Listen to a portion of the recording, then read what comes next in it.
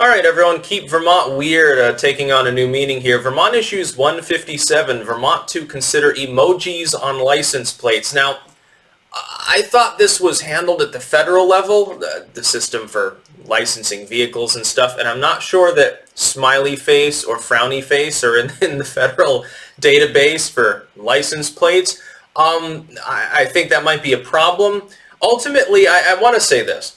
This is sort of the touristy brand side of Vermont. It's sort of like the Ben and Jerry's and weed side of things. We like a lot of tourism because, the government has decided it doesn't want any domestic industry, so we have to have handouts from other people who are rich coming to our state to gawk at trees or ski down slopes or something. But it's harmless, and for that reason I would say I support this move in essence because it gets attention.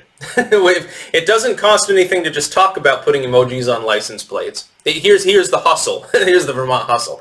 It doesn't cost anything to talk about it. You get free, news time. National media, maybe even international media picks it up. And then more people say, wow, Vermont sounds like a far out place. I'm going to go there on vacation. And so you make a little bit of extra dosh. That's basically what it boils down to.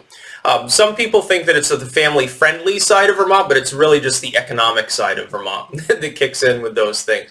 It's like the bright colors of Burlington, the cute modern art, a little bit in Rutland as well. They've done like murals and repainting buildings. By the way, the beautification of Rutland City did work. It did. I wish they would have extended this to some of the sidewalks and curbs in the city. It's like something I thought about. Like, in like Powerball or Megabucks or something, one of the lotteries gets up into the hundreds of millions. I thought to myself, if I ever won that, the first thing that I would do after paying the taxes and stuff is I would talk to the city and say, ballpark estimate, how much would it be to replace all the sidewalks and curbs in the downtown and get something better going? Like, how much to make it brickwork instead so you could peel it up, repave it each year because of frost heaves and shit? Wouldn't that be easier long term than having these slabs that crack after 2 years and then slowly deform over time and can't even be relaid?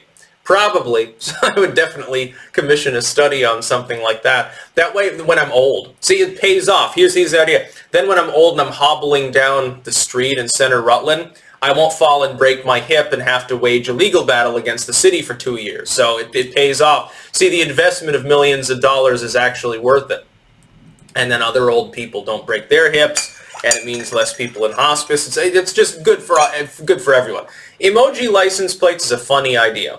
I don't think that it's going to actually take hold. I can't imagine that the Vermont legislature is seriously going to take up the idea, number one. Phil Scott's a stick in the mud. Like he's definitely, he'll side with the Democrats next day and say, yes, we must do our part to stop the non-existent gun crime problem in Vermont. So I'm definitely going to sign Bloomberg's, which is literally where it came from, anti-gun laws. He's willing to do that, but it took him months dragging his heels on marijuana, despite the fact that the fucker's probably smoked pot at some point. God, he's not that ignorant. He's probably smoked ganja a few times. He's not that old. He was like, young in the 80s and stuff. He smoked weed. He probably tried coke at that point. He was a kid of the 80s. He probably tried cocaine and all these other, fun substances too. Don't fucking get me started on what a sellout pussy our Governor Phil Scott is. With that being said, I can't imagine that Stick in the Mud Scott is going to go for emoji license plates. And again, the federal government's put the kibosh to it pretty quickly. I'm just thinking I'd have the little demon emoji on my license plate, of course, and it would say 666 or something. I think that at that point, I think they usually reject it. Like even having sticks as the license plate, they'd probably assume you were ripping on copyright or something and deny that too. It's really sad. I remember there was a battle, God, I think it was 20 fucking years ago at this point. There was a woman in Rutland, no less, I believe, or the Rutland area, who was of Irish extraction, actually. Her family was Irish. And she wanted a license plate that said Irish. And they said that it was a racial slur and wouldn't grant it to her. And I think 2 years later or something, I think finally she prevailed on them. She finally got it issued because she's like, look, I'm Irish American, and of course I don't believe in hyphenated Americans, but common use term here. I'm celebrating my heritage. I'm not dumping on anyone. But the fuck, has nothing to do with nationality. I mean, I'm an American. It's just this is my heritage.